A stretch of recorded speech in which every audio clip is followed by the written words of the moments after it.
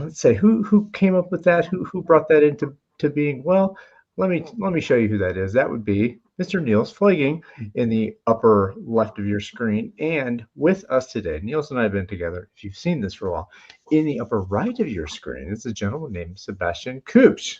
Am I pronouncing that correctly? Yes, Kubsch? It's Kubsch. Yeah, it's all right. It's all right. Close enough. Well, so welcome, Sebastian, to the playground that Niels and I have come to be in for a while. And I am happy to hear about time-oriented software development in depth, as we've talked about it, and certainly your experience with it kind of before in the vast wasteland of Scrum and whatever agile related methods and processes you've been involved with, and how time-oriented software development showed up in your world. And so that's where we want to go. Niels, would you like to say something to kick us off about what TOSD is and how it came about? Since this is the first time we're talking about it in yes. Maybe Sebastian, you will soon have to explain a little bit about your part. Sure. But maybe for those who are listening, watching, viewing this TOSD, time-oriented software development, we launched it. Sebastian and I launched it 17 days ago. Yes, 2 weeks or so ago, roughly. And so it's really new.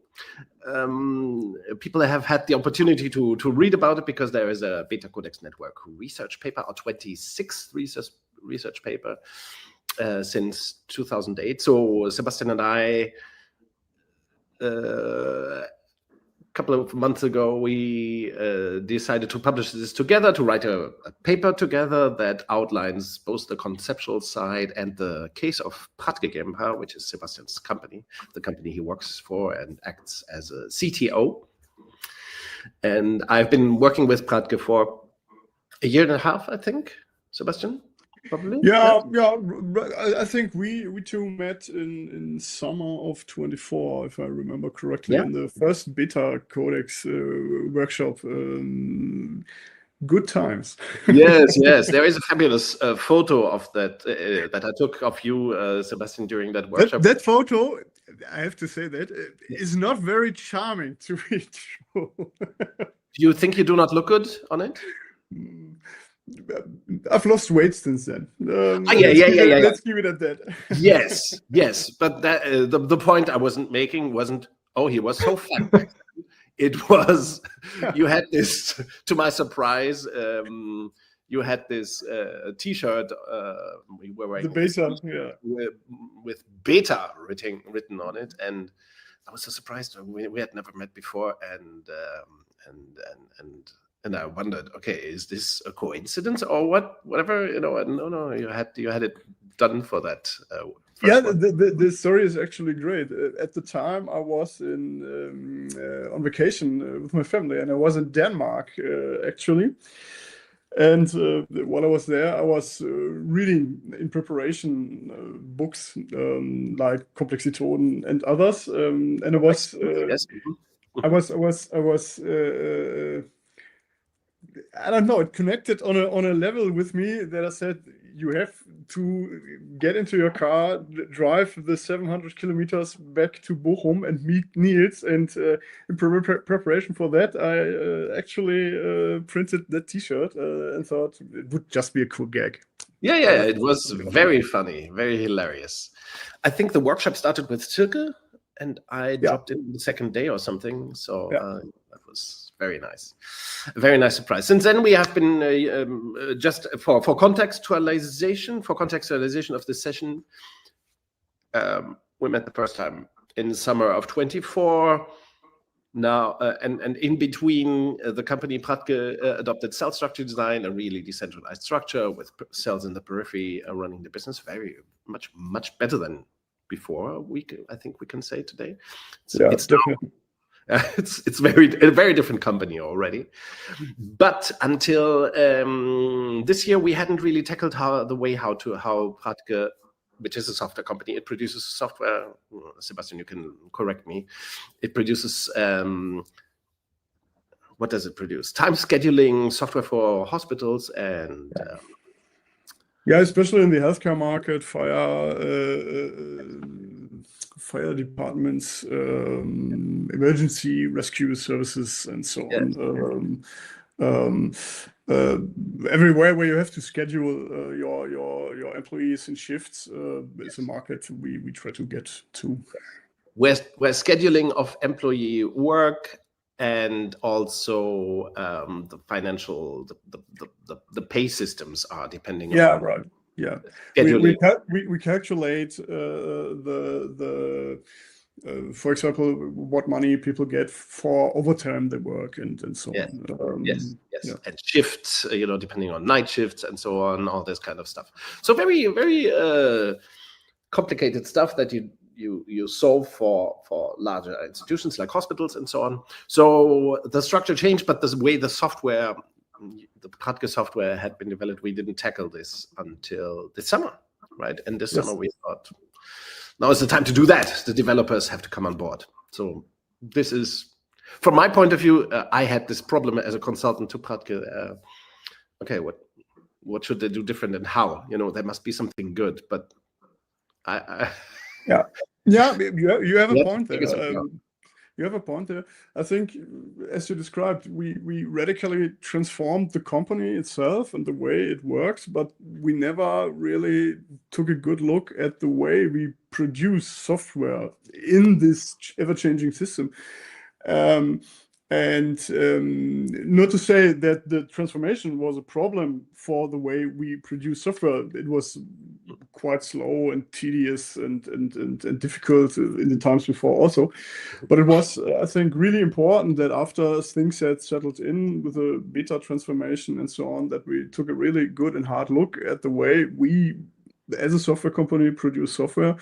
Yeah, and that was exactly the moment we too took a step back and said, the way things are now are not the way things should be, and there needs to be something else. And here we are. Yes, and the key idea, I must say, from my point of view, the first insight I had was, it also, for me, the thing coincided with work on the Taiichi Ono book. It's here in my background. It's not really visible, but it's in the market now. I put together this book of quotes. Do you have it, Ryan? Did you? I'm looking for it. Is that okay? So I was working over the last couple of months. I was working together with another German, Stefan Schmeing. I was working on this little book that Ryan is showing right now. What should Ono-san do? About a book with quotes about Taiichi Ono, and that got me back into thinking that, okay, the idea of just in time and Kanban and actual flow, of course, in software development, something like called Kanban exists, but it's not really even remotely related to Kanban if you look at it, interestingly. So I was very much in Taiichi Ono's head, so to speak, designing the book and putting together the quotes. And one thing that struck me is something that Taiichi Ono says, a quote in the book as well. Of course, a system like the Toyota production system or Kanban or just in time or Kaizen, it doesn't solve your problems. It only forces the problems to bubble up. It makes them visible.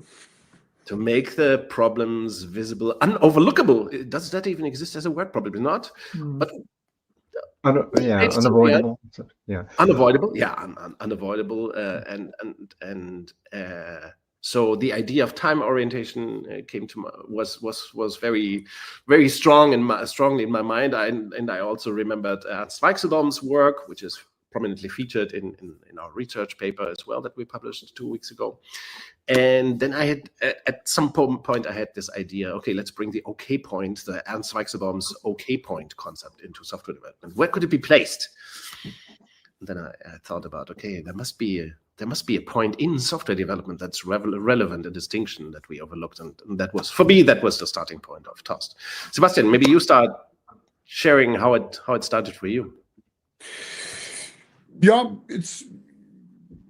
my journey was wildly different than yours, of course, but I myself became CTO of the company only in timelines.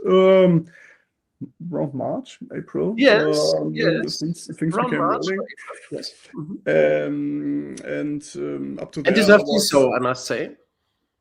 Sorry? Deservedly so. You deserve. Thanks. No, but it's the first weeks. Obviously, I was orienting myself and taking a good look at the organization and the things that were happening.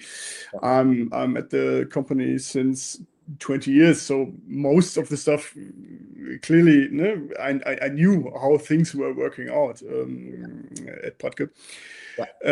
But I had to take a step back and take a good hard look without the developer brain I had in me up to that point. Yeah. And I really saw that Scrum is. I don't want to make this talk about Scrum, to be clear. But Scrum, it wasn't doing the things for us Scrum promised and tried to promise. And what I saw was development was slow. Developers were bound in strange rituals where they were wasting time and so on. And I was looking at chances at alternatives to get things rolling again. We ourselves, our software we have is quite old. Development started around 30 years ago. So there, over the years, we've accumulated quite a large portion of legacy code. And that especially are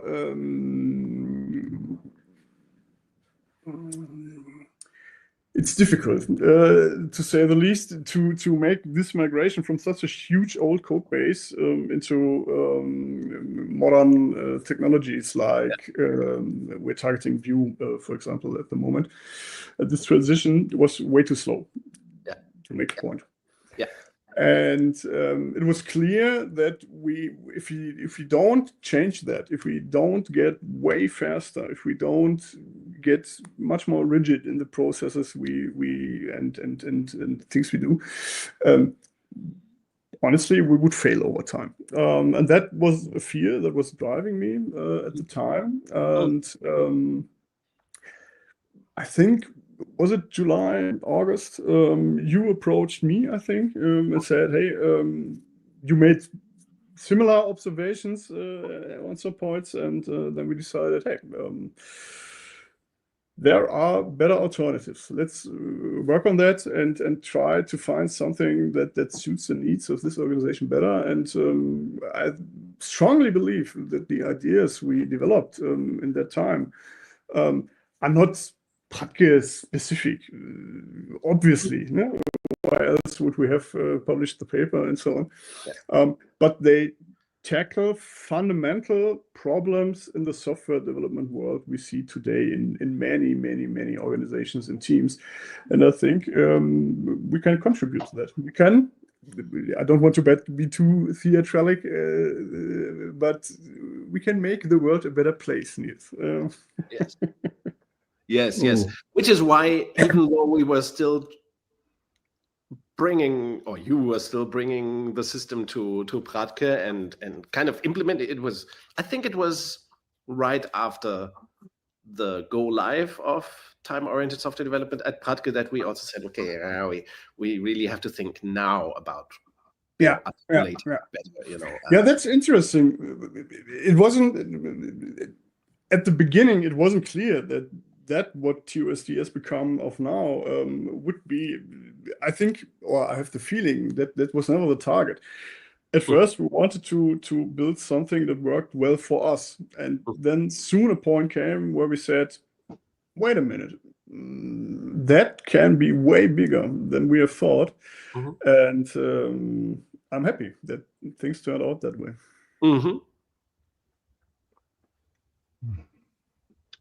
I would like to go back just a little bit. There was one thing you said in your riff there was about that what you're doing with time-oriented software development solves some basic problems that you had seen throughout your career, in whether that was Scrum, whether that was, now, had you also had experience in a traditional waterfall stage gate kind of software development environment, Sebastian? Yeah. Over the years, we took the traditional route, I would almost say. Yeah. In the early beginnings, for me, that was about 2005 or so. Okay. We were working very waterfally, very classic, and I can't pinpoint it chronologically, but I know that I was with a good colleague and friend of mine. I was in Berlin, and we took a workshop in Scrum. Okay. And to be honest, it was great. I thought, well, here it is. Why bother with anything else? Scrum will solve all our problems, and we brought that back to the company. Yeah, and began implementing. And what what problems did you think it would solve? What problems did you think Scrum would solve for you at that point in time? I think it was user orientation. We had a problem. I don't know how to phrase it, but we had a history of developing features over months and push them to the market, and user feedback was, no. Yeah, that's not great. This says a lot about our user research journey also, but I always had the idea, hey, if only you write user stories as X, I want to Y because of Z. You get a better grasp targeting your audience, developing features that are better tailored to the users and so on. I found it very promising, the idea that developers themselves would be more empowered and have more control over the things that happen. And interestingly, especially that is one of the aspects I think Scrum never delivered on. In the opposite. Very good point. Very good point. If you ask me now, years after we implemented Scrum, I view that very differently, and I would say developers take the passenger seat. If in Scrum, they're not in the driver's seat. Definitely not. They have no. I think it's very obvious from Scrum practice that software developers play second fiddle to the PO, to the Scrum masters. They don't have enough agency in the end. They are not even considered serious human beings, I think, by rituals. I think the rituals like dailies and retrospectives indicate that kind of lack of confidence in developers, no?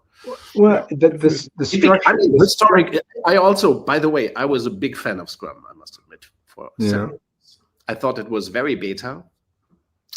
Now I see things differently, and this is not convenient, or I don't try to be opportunistic or polemic about it, but I think what you just described, that there were promises made in Scrum that were never in any way delivered by the process or the structure. No, they couldn't because of the nature of Scrum. That's somehow the point for me. Interesting is that so many people didn't see that up front. Me, myself included. Nobody noticed. I was absolutely sure Scrum would solve all these problems. You have a history as well with Scrum, right? Maybe even more than I do, and I think part of it is, as I learned, that I came into Agile software development from large projects and stage-gated plan, analyze, design, build, test, build. And So yeah, Scrum felt like, oh, there's this way. We don't have to wait, you know, Yes. 5 months until something gets out into the world, which is great. We Yeah. can actually have every 2 weeks we have something, and we're actually inviting our customers, users, whomever, into the room every 2 weeks to take a look at what we've built in the last 2 weeks, which is, it's better than waiting months and months, but there's still this, you're implanting into an organization that has project managers, business analysts, developers, architects, and all these different roles that are named that people have such a deep identity into, right? Sales. Which Yeah. survive in Scrum organizations, no? Well, they survive in the organizations outside of the Scrum teams. And then there are these, this also this pigs and chickens thing. So you've got oh, I don't even want to go into that. Some people who are committed and people who are just concerned, right? Yeah. So you got the software developers, and it was, and well, with the business, when you bring Scrum in, business analysts like, oh my gosh, I don't have a job anymore. I don't know. Yes. And then the business analysts become product owners, but what do I? But I don't. I report to this person, but I'm supposed to have ownership over that. And the Scrum Master is this. Well, I don't know. I'm a project manager. I mean, I gotta get stuff from folks, and it's like, okay, right. Well, give me your status. Well, how very easily that a project manager gets put into a Scrum team as a Scrum Master, and their daily Scrum becomes status, Yes. which was not the intent, which was not the theory and design of what Scrum. But when you install that idea and that theory into an organization, the organization, Scrum doesn't change the organization. The organization changes Scrum. Yeah. And I think this, for me, was a big insight coming into the beta world, is that, well, when you have a decentralized organization where people are already crossing boundaries and having better interactions and relationships, then those roles tend to, they become more bonds rather than boundaries. By the way, may I add something? A recent experience. I was in Serbia last week to speak at Agile Scrum gathering, regional Scrum gathering in Belgrade, and one of the participants came up to me after the talk, after the keynote, and she said, there are several product managers like myself here in the audience, and some of us were struggling a bit with your message. She said, it's all good, but do we not become superfluous in time-oriented software development? We product managers. Why are you shaking your head? I think they do. As product managers, I think they do. Not as people, not as professionals, but as the role of product manager is an antithesis of time-oriented software. All these roles we talked about, analyst, coach, etc. All this is anti-matter to the matter of time orientation in a way, because these are all roles of steering that are put on top of software development. No, maybe I'm wrong. No. I think, well, does an organization that's delivering software still need the discipline of product management? Absolutely, it does. I don't think so. Well, but depending how you define, we can be semantic about that. But that task of product management, what goes into the project, how does it go there? That's a conversation that happens amongst many people in many different ways. It's a very important discussion in most scales and Scrum organizations. We talk about this shared accountability, responsibility, shared agency, conversation, talking to each other. Sounds like the concept maybe from the paper. Talk to each other. TTEO. So, So, Sebastian, you should say something. Yeah. Because Ryan and I, this is our 76th episode. We are so used to talking, throwing conversation away, as they say in Brazil. Everything's fun. No, I really connected with one thing Ryan said. That companies change Scrum and not Scrum changes companies.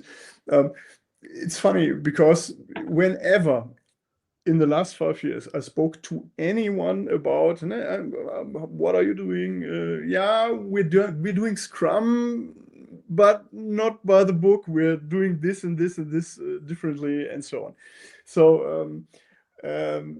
I never in my life met anyone who said, yeah, we're doing Scrum by the book. That's the first point. The second, I think, but that it's a slippery slope, because it could imply that only if you did Scrum right, then things would work out. And I don't think that's true. I think if it's not working, you're not doing it right. So yeah, right. But I don't think you can do Scrum right as of now. I was thinking very differently, very long years, and I always thought that we were making mistakes. We were not good enough to live the process, to do things right, to follow the guidelines, to our retrospectives were bad, our reviews were bad. We were discussing about this nonsense that had no effect on the production side at any point. Yes. And I think that is a great fallacy that lies in Scrum and similar approaches itself. That the promise, if only you did it right, if only you were consequent enough, things would work out. No, they don't. Yeah. The scripture is as flawed as the practice. I think that's the theory behind it. Is just this is something that I learned in the last couple of months when I released an article about this. Time boxing is good, sprints are bad. Ryan, thank you for reviewing the article and helping me getting it to publication ready. That's something that I noticed more and more, that sprints were never even remotely time oriented. They are still capacity oriented. okay. Capacity oriented thinking, which is why it could never work. Sprints are too clumsy. Clumsy, that's a good word to describe it, I think. Too cumbersome. You only learn every 14 days or so. If your sprint is 14 days, every 14 days you have some insight about what happened. The rest is invisible, even on the damn board that you might have, because things are not moving there. And in time orientation, in TOSD, it's very different because the board moves every day. Items move on the board every day. Yeah, and if things happen every day, obviously problems arise, technical stuff rises to the top where you say, oops, we have to deal with that. What do you do in Scrum? Often you say, the sprint is running, the sprint is holy, let's put this in the backlog, and somehow, magically, we will address this stuff, or let's talk in 2 weeks about that in a retrospective, and so there's no immediacy. There's no now. And as a consequence of that, I think there arises a pattern of missing sense of urgency in some things. Obviously, you can't handle everything ad hoc that happens. In the perfect world, that we would be like that. But in TOSD, you have no backlog where you can hide your problems in. You can't say, in 3 weeks there's this meeting, and then we'll have the talk and everything will be fine. You have to think about what you have to do now. Is it important? Is it immediately important? Then you have to address it now. And there's no other chance. And I think that's the only reasonable thing to do. If you see something where you say, hey, we've got a problem, let's talk about it and let's take action now.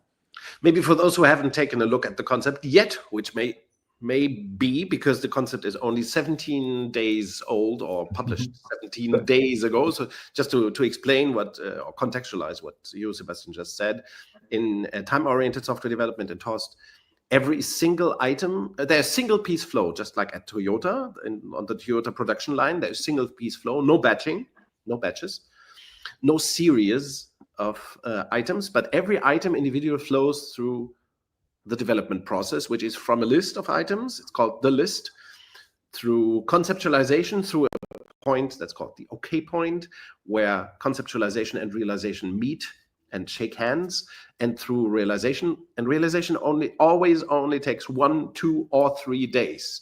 And every single item might take 1 or 2 or 3 days to realize, never more, never ever more.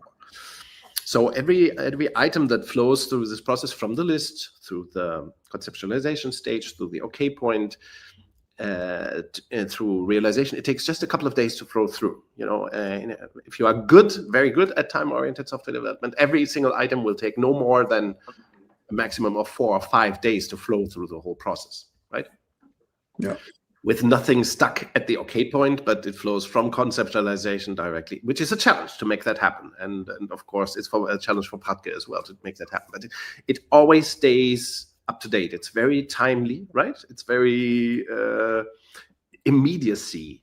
Yeah, is a big. Yeah, that's exactly the point I was trying to make. And what you say is fundamentally true. It is a challenge. It is a challenge to balance realization versus conceptualization, to keep a steady flow of items. There are obvious dangers lurking there. If you produce not enough concepts, then you risk that your developers run out of things to do. On the other hand, I think at least we are equally dangerous is if you produce too much concepts and they start piling up and you get into some kind of backlog logic again, where you have tens and hundreds and maybe thousands of items where no one knows when they will ever be processed, and by the time they get to the realization, they are already old and stale, and forget it. We have to talk about all this stuff again. So to balance these things out, you have to take a very sharp look at the things that are happening. You have to learn a lot. I'm still learning every day in this process, but it's worth it. Also, another challenge of keeping flow or producing flow and staying in flow is that the list needs to be high quality and needs to be reviewed, refined, like combing your hair. The list of items needs to be combed, so that conceptualizers do not find it hard to take items from the list and conceptualize them within an hour. It might take 20 minutes to conceptualize an item, or an hour, or half a day, or a day. It might even take 3 days, I think. In some cases, not currently with the current list at Pradtke, I think, but conceptualization should be as speedy as realization, really. Yeah, but we haven't put a limit to the time yet, I think. Yeah, conceptualization. But it's important that the list is high quality, otherwise the river starts flowing back, and that cannot. And sorry, it's super important that the list has a goal, and an achievable goal, I must say. So, well, not a measure, not an indicator, but a project content. Right. You don't want to have a list where you say everything we will ever gonna do, we'll throw in that list, and the goal is clear. At some point in time, this list has to be empty, and all the stuff that is in this has to be done. And then you start the next list. Every list must be closed at some point. Otherwise, it's not a list. It's garbage dump. Well, but again, this gets back to, Scrum has a sprint goal. We got sprint goals. We got product goals. But, we have a goal every 2 weeks. How is that different? Yeah, what's a sprint goal? I never understood that. And I got this question in Serbia as well at the conference. So what about the sprint goal? And I wonder, what can the sprint goal be? That you conclude the items that are in the sprint, right? Well, you define it. You define a scope for the sprint. That you define a scope for the sprint, and in terms of words or an indicator. How does that work? I never understood. I think again, in Scrum, Scrum in 10 seconds, right? There's a product backlog for everything you would ever want to do with a particular product. The product goal, and in particular time, you want to do all these things in 2-3 months, and then along the way there are these milestones. Every 2 weeks, there is a sprint milestones, goal. capacity orientation lurking. Yes. Okay, so I definitely want to, because there's some basic concepts I think we need to get out on the table, and we need to do this again. I think that's important. But so you have product backlog, product goal, sprint backlog, and sprint goal. A sprint backlog is just a chunk of that product backlog put into a 2-week batch. So the goal is the content of the sprint. Well, there can be an abstraction to it, that there's, well, yeah, again, it's, we need to see, this is, I think, that is why I'm playing dumb here at this point. Yeah. I think the debates around sprint goals are a symptom of pointlessness, of useless roles and useless meeting formats. But we didn't meet the goal. Yeah, exactly. It's a conversation to be had, and it can be escalated up and down the scale ladder or whatever. It's to me, it's one of the. We did. Yeah, I remember vividly conversations we had in sprint plannings. What is the goal of this sprint? And you look at the list of user stories you have in the sprint. It's a wild mix-up of stuff. And more often than not, to be honest, the sprint goal was get shit done. So finish these 12 stories in this sprint, and because they're estimated at this, whatever. Yeah. I guess I really want to go back to the very, very fundamental piece of this, the idea of what is the distinction between capacity orientation and time orientation, because we're making a bold claim that hey, everybody, you're all developing software completely wrong. You're using capacity orientation, and really what would get you where you want to go, better quality, faster, all this kind of stuff, is time orientation. Well, capacity orientation, what are you talking about? What makes waterfall and Scrum capacity oriented? Don't go chasing waterfall. That's the next episode. So I guess, Niels, I'll go to you with this. And maybe I had a little anecdote that got me rethinking software development. A very peculiar thing. It has nothing to do with Pradtke, really. This happened maybe 2 years ago or so. I mean, I have this software company as well, Comenius, and we had the original Comenius software. We had it developed by a guy in Croatia, or two guys in Croatia. So our software development was Croatian, and at some point we were forced to take over the software development and take it to make it better and faster and so on. And a German guy, Andreas, became our CTO. Sebastian, you met him the other day. Wonderful guy. He also was our very first client with OpenSpace beta transformation. Very interesting guy. So he took over the role of CTO at Comenius, developing the software further.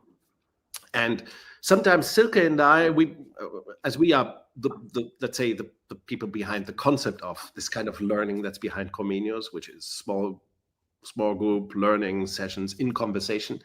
And sometimes Silke would have a feature idea, and she would talk it through maybe with me or just with Andreas or with the two of us.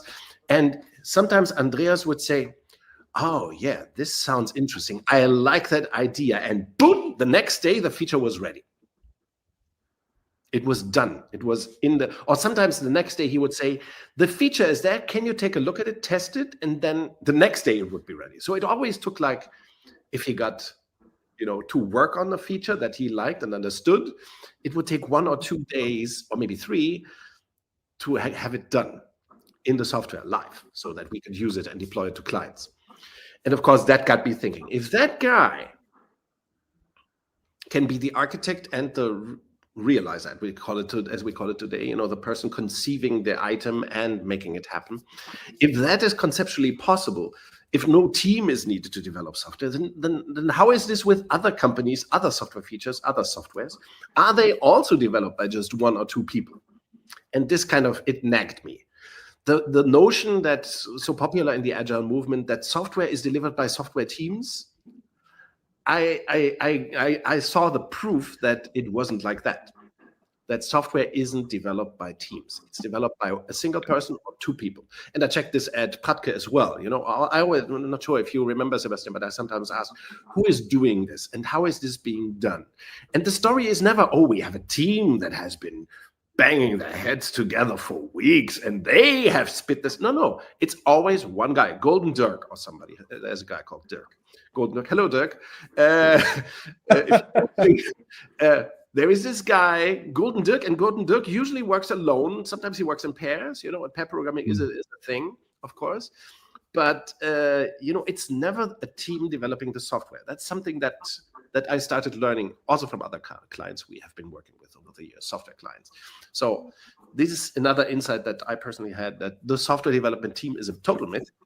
It's another agglomeration. Like sprints, it's another batch mechanism, another thing that makes software development almost near impossible or very, very when you're like handoffs between people and 3 or 4 or 5 people. Yeah, and the suggestion that teams should meet in retrospectives and dailies, that you always need the team and that the team has a scrum master, the team has an agile coach. All this is overblown, heavy, bureaucratic, stifling. Of course, it's a form of terrifying micromanagement. Of course, the Golden Dirks of this world, they reject the bullshit, and they sit there and do their stuff anyway. Others may not do anything more because it becomes just a ridiculous spectacle. It's lip service. You go to the meeting and say, "What I did this yesterday. I'm doing this today, and this is nothing in my way. Doing that, nothing in my way, and I'm out." As our friend Daniel Mazik from the United States says, people start talking the words, but they are empty. They have no meaning anymore. It's lip service. We talk the agile vocabulary, the lingo, but there's nothing behind it. Yes, and this fraud, I think, it has become commonplace in the agile movement, or the kind of theater. Well, and nobody intended this. It's born. Sebastian put this very well, I think. Scrum could never have produced Flow. It just doesn't offer the means. You know, it just doesn't offer the techniques or the roles. Nothing. And we became used to agile being like that, this kind of sophisticated theater. And then you put scaling on top and it becomes even more theatrical and so on. Yeah? Sebastian, you look interested. I'm with you. The thought I was having is that for software developers may sound at first frankly frightening, maybe even, because you could think that this would mean laissez-faire. Everyone was doing whatever they wanted, but that's not the case. You mean in agile or in time oriented? No. In TOSD, because you said software isn't produced in teams. It's individual effort and skill that makes things happen. And I'm absolutely with you on that point. You are a real software developer. You write code as well. Never in the history of software development has a team produced. I'm exaggerating, obviously, but has produced something really great. I'm personally sure of that. It's more often individual excellence and the will to make a difference and do stuff you are yourself proud of and so on. But on the other hand, that does not mean that you have a set of 10, 20, 30 individualists that don't have nothing to do with each other. Of course, we talk to each other. Of course, we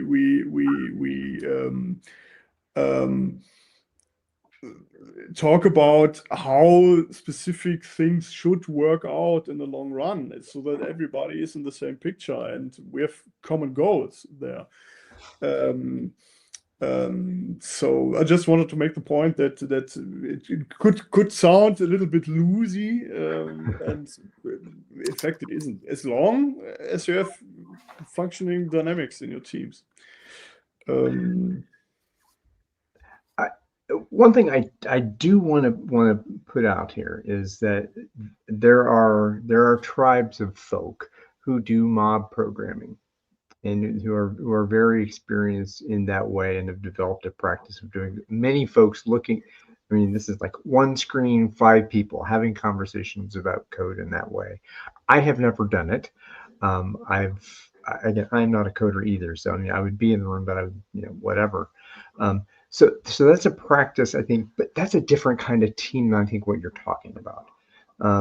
So I don't know. I'm just challenging a little bit that a team has never written a piece of software. Yes. Well, we have giant pieces of software, our Salesforces, our Oracle, HR, all these giant pieces of software that were written by teams of teams of teams of teams. So what do you mean that only 1 or 2 people? How could 1 or 2 people write this behemoth of software? So that's a cognitive difference. And then now, well, maybe we have 5 people working on it. So I think the idea of what is a team, what do you mean by that, that's important to understand. It's a distinction I'd like to make.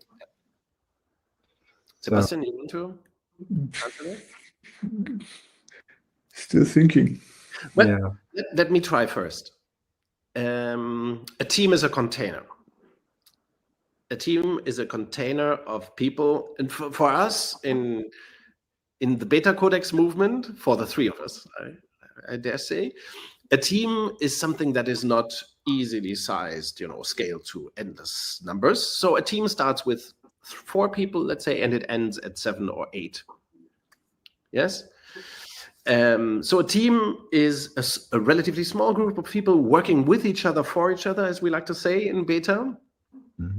And the thing with software is, yes, over time, if you have a Oracle, SAP, Salesforce system, of course, a lot of people have contributed to it. But every single item or feature has been produced by just 1 or 2 people, or maybe 3 or 4, because there were maybe 2 people in conceptualization, 2 in realization. That's a typical case of how software is developed. Over time, a software may become a behemoth, a monster, a soul-sucking big Kraken. Yeah, Kraken, exactly. But still, I mean, how software comes into being is through the development of individual features or items, and any of these items is developed by. Now, the notion of a software team produces a problem different than a mob. Mob programming that's a friend of TOSD, by the way. It's very important. It's in the paper as well, as one of the many friends of TOSD. Yeah. And I would say at Pradtke that it exists as well, right? With a sensei, you have a sensei doing mob programming sessions with several developers at the time, but then these developers usually will work on several different items, and they will have the session together, which is a mob programming structure. But to say that the same software development team keeps working together over time on pieces of software, and they always have to do things together. That's a stifling idea. It's an anti-learning, anti-agile, anti-everything. Militaristic almost. Exactly. Because in the military, in a squad, of course, you learn to fight. You have gone into several battles. You have survived. The others are in the grave already. That's what we get from military movies, right? A squad is a tight-knit thing, and of course, the better you know each other, the more you can rely upon each other. That's at least what I see on TV. Yeah, how this works. In software development, it's a little bit different. I think you might have 20 developers like at Pradtke. 20 or more, or hundreds or thousands of developers. You cannot forever group them in a logical way. They should, for every item, that's the TOSD logic, for every item, people should think, am I the right conceptualizer for that item? Should I do it alone or with another person? Or the person owning the list, in this case, Sebastian. Sebastian, I definitely want to hear how this looks in practice, how you're reflecting on what Niels is saying so far, because this is fascinating. Yeah, something I see often that goes into the direction Niels is targeting. If you if you throw a group of people onto the same problem, naturally one thing happens. They start to divide the problem into subcategories. So one developer says, okay, dudes, I'm going to do the front end. Okay, dudes, I'm going to do the backend part. Hey, I'm going to go to the database and I don't know, create new entities, whatever. Someone else may start writing the documentation. The problem with that is that these structures tend to solidify. It perpetuates specialization in the end, because when you throw the same set of people the next time onto another problem, they say, hey, last time I did the front end, you know what, guys, I'm doing the front end, you're doing the back end, you're doing the database, and sorry, dude, but you're stuck writing documentation for the rest of your life. Yeah. Choose wisely what your first task in team is. Of course, specialization is a thing in some regards, but when you think TOSD, I rather like to think not monospecialism, but people that can make an effort on all relevant parts of the production process. We ourselves, for example, we have people that are authorized as K and as R. As conceptualizer and realizer. These Again, guys another concept we need to articulate. Yes, but it's very simple. We already talked about the OK point distinguishing between conceptualization and realization, and this is C's and R's. If you call conceptualizer C's and realizers R's, and at Pradtke they call the conceptualizers K's, not C's, because in German conceptualizer is Konzipierer with a K, So yeah, right. And some people are authorized only as conceptualizers. Some people conceptualize and realize, and some people only realize. That's very important to time-oriented software development, right? And that's it. That's the specialization that's there. Yeah, and specialization in the end is another antithesis to adaptability, and yeah, I don't know. But it's very important. This is a Weichselbaum concept as well that you guys adopted at Pradtke, the distinction between mono-specialists and multi-specialists. And a company can only afford so many mono-specialists who can only do one thing. I'm just the front-end guy, UX. I think Pradtke had a UX guy until recently who only did UX. Yeah. He's not there anymore, and not because he was bad, but you cannot have mono specialists, because how will you use them? If any item, in reality of software development, if any item is developed by 4 people max, 2 conceptualizers, 2 realizers, and you have one person who insists on only doing UX or only doing testing or only doing architecture or whatever only thing there might be, then you will never get fast. You cannot produce flow because those people will be useless most of the time, waiting for work for them to get done. It's a ridiculous game that's happening everywhere in software development, I'm convinced. Most people are waiting for time. No? And funny enough, that's exactly the point, I think, where TOSD feeds back into beta. That's why these concepts play so nicely along, because monospecialism is unthinkable in cell structure, for example. By the way, that's a great. That's something we should talk about briefly, very briefly. Something very noticeable happened at Pradtke when Pradtke went live with its decentralized cell structure. Most of the software developers became part of the periphery teams, the business teams, and they learned an awful lot of things, not development related, right? So there are people, software developers, servicing people, doing tickets for people, for clients, talking to clients, servicing them, making proposals, writing invoices, all this, the normal stuff. Software developers at Pradtke have learned an awful lot of things about. Yeah, definitely. Yeah, so they have become multi-specialists outside software development. And in TOSD, it's really important that they become multi-specialists in software, or that they play this, that they feel like full stack developers. We had a long discussion about full stack developers, Sebastian and I, long time ago, I think. Yeah. I was actually going to ask about how do you distinguish between a front end, back end, and a full stack? Are we talking about everybody's a full stack developer, or you have some UX folks, some back end folks, some database folks? I mean, so there's that one. So there's this. So and also multi-specialist. How is a multi-specialist different than a generalist? That's kind of another thing. Well, what do you tell me more about that? What the fuck are we talking about? Sebastian. No, but it's a good point. Of course, not every person has the same skill set. It's obviously every person is an individual. Everyone does this thing better than that thing. But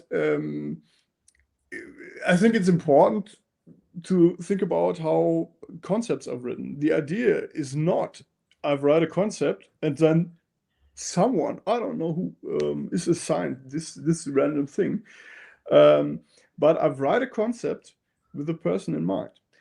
And I would be stupid if I write a concept for someone I know, it's a very UX heavy concept. There's much things going on in the UI, and I give it to someone, or I talk to someone about it who says, yeah, I can do stuff in the front end, but it's not really my biggest cup of tea. So that is exactly the flexibility I was referring to. You can and you have to adapt to the workload you have. You have to adapt to the people you're working with. You have to know them well, and at the end of the day, you have to collaborate, and that in the nicest possible way, which is, I think, TOSD to this day. And TTEO specifically. Exactly. I was hoping you would go there. It's incredible to me how many organizations fail because they just don't talk to each other. It's ridiculous. By the way, there's a great pop song. It goes like this: "All you can do is to sit and wait." Do you know this song, Ryan? I think I don't. You don't? Okay.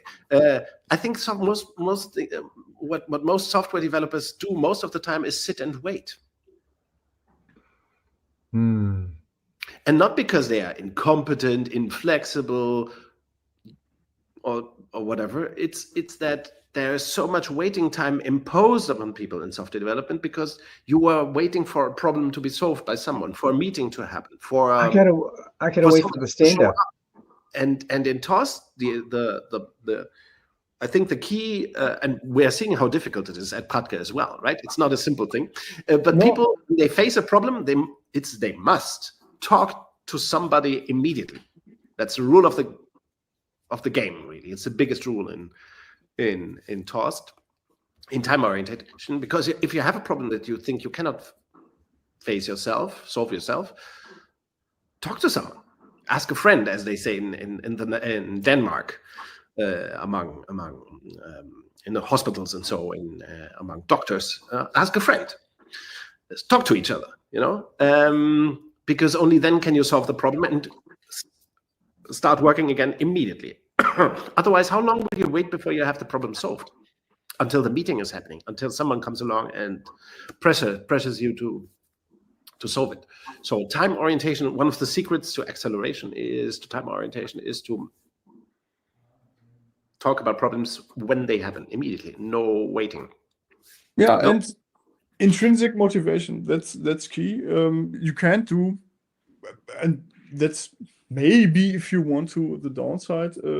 I think TOSD won't work well if you you are stuck with people that don't want to be there. that don't have any interest in progressing your product, in leveraging everything for your company. You won't turn these people into creative masterminds and output machines just by playing TOSD. In the end, it's still a people game. You have to look very sharply and very clearly at the people you're working with, and in the end, have to make decisions where you want to go with them. Also, whom to hire. I think that's something that started at Pradtke. Hiring. This question of asking developers when you hire them, do you really want to be a developer? And if that's not clear, then what is a developer? Questions we were thinking at length about. What does it mean to be a developer at Pradtke? And that's in having the standards for your own organization with your own boundaries. What does it mean to you? Having that discussion first before you hire somebody, as opposed to having it, in their mandated annual performance review kind of thing. So we are coming up a little bit on time. We got about 15 minutes or so. I'm wondering what. Okay, you're holding the white paper, I think, Niels. Did you want to say something about the white paper? I'm so proud of the poster. It arrived just a few days ago. The concept review has arrived, so everything we're talking about is visible on the poster as well. The OK point, the flow between the list and conceptualization, and the OK point and realization. So, and the principles of TOSD, of which there are a few that we didn't. We mentioned them implicitly, and this poster can also be acquired, by anyone. The white paper the research paper is available for free download, and the paper can also be bought in print. I do not have it here right now, I think, to show it, but the poster is also very nice. Thank you for showing the link. Just to mention, that these things are not just things we talk about. We conceptualize them and turn them into an open source approach, open source social technology. So for anyone to use, people just have to mention the source, which are Sebastian and myself, and keep it open source. If they innovate on top of it, improve it, use it. Yes. So there are those boundaries, and they are outlined on the TOSD conceptual homepage. Yeah. Just to mention the poster. Yeah. Beautiful work. So I want to also, before we go to me, what was, Sebastian, for you? What was the biggest aha? What was the biggest flip for you in coming to TOSD? If you think about it, what was the aha? I had a very, very strong key moment for me when I thought, okay, this is working, and that was when multiple senior developers approached me. Not as a collective, but individually. On week 3, 4, I think I've written it in the paper, and it took me by the side and said, "Oh, Sebastian, I think this is it. This is working. Things are starting to flow. We are getting progress. We're seeing results, and it's fun. I'm having the time of my life. This is really, really, really, really great, and that is so fulfilling for me. And that I was really happy at that point, and that gave me a lot of strength. To be honest, there were problems, and we're still struggling with some stuff, and I have to readjust here and there and talk to people and so on. But that interaction gave me the confidence that we are definitely on the right track and that things will work out. And I'm grateful for that. Very so. Wow. That it can be fun. That gets lost in many ways. It's fun, and I think because a lot of folks talk about that the joy. This should be fun. You know, this death march that we used to have in the 70s and 80s, that waterfall was horrible, you know. And then Scrum becomes death march, because the death march, the stand up and the retro and the so to loosen stuff and have, it's like this whole musical feeling, right? We're being together, we're being an ensemble, which is so cool. So that fun, that joy. The other thing I wanted to say is fun. It's like this sense of personal efficacy, right? So I'm getting stuff done, and I see it every day. I'm talking to you. We shake hands. We come together. We're not waiting for you to approve my, you know. We're shaking hands. We're getting stuff done. Oh, we're going to do something. Oh, well, it's like exciting. Feels like that. Oh, there's a lot of energy and life to it. Where the other more rigid and imposed structures, there's not that kind of life to it. So that's what I heard from you. That's very hopeful. It's very hopeful. Yeah, which is one of the basics of time orientation, to bring back to software development this experience that any farmer has working the field, you know, that at the end of the day, when you go to bed, you can say the work's deed is done. I finished something, you know, and this daily satisfaction of the daily rhythm of feeling accomplishment daily, or in TOSD almost daily, because some items take 3 or 2 days to realize, but to give, this is something that Scrum didn't solve for, or Agile techniques didn't solve at all for software development. In Waterfall, it took months for any phase or years or never, you know, to finalize something. And Scrum took that to a level of 14 days or maybe 3 weeks or never, because then you play games around never getting anything done. And in time orientation, the foundation of the whole software development process is get things done in a day. Make sure that everybody can have the feeling of the day's deed is done every day or almost every day of work. And this is maybe the biggest mind-blowing shift, you know, which is also important at in all kinds of time-oriented work systems, you know, the Weichselbaum systems, the Toyota production systems, feeling of giving back people the feeling of accomplishment, daily accomplishment, which is an inner human need. Ernst Weichselbaum wrote about that beautifully, and we put those quotes in the paper as well. It's all there. Yeah. Sebastian, you want to add something? No, I think you summed up beautifully as usual. My God. All right, guys. I have to think. I mean, my gosh, I feel like we've only gotten like this deep in, and there's so many questions, so much there. Certainly, read the white paper. Those of you who are out there, it is probably one of the deepest white papers and most dense white papers that we have in the BetaCodex network. Is foundational. I mean, it ties in all that stuff. I think there's several more episodes here. I don't know when we're going to have them. Yes, we should do another episode in a few weeks or maybe months, the latest. You know, so this is not done. This is just the initial experience and to other companies, other countries. Let me also add that the first TOSD conference will happen in February, on 26 February at Pradtke headquarters in Bochum, Germany, in German language. So people can sign up to that already, or they can, of course, have an impulse session with Sebastian or myself or others on the TOSD team. And we are preparing for the first. So the Bochum conference will happen in February, and it seems that in March there will be another TOSD conference in Buenos Aires, Argentina. So Ernesto, maybe, possibly. Yes, Ernesto from DevOps is behind that. So interesting stuff to come. A lot of things. People can start adopting. If somebody listened to this or watched this and found it compelling, you can get going now.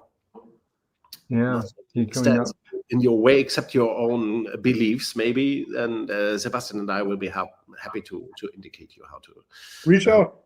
Yeah, the world of possibility, folks. TTEO. Talk to each other, folks. That actually, it's one of my buddies in the Agile domain. He talks. I'm blurry. God, for a second, I don't know why. That's not a new thing. It's just been forgotten. You know, talk to each other. A guy named Jim Grenning years and years ago talked about that. talk to each other.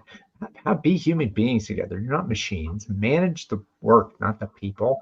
Like this is it's simple, but it's and as so often in the context of BetaCodex topics, the secret, of course, is not, there's no hidden secret in TOSD that would be totally unthinkable or hard to think about.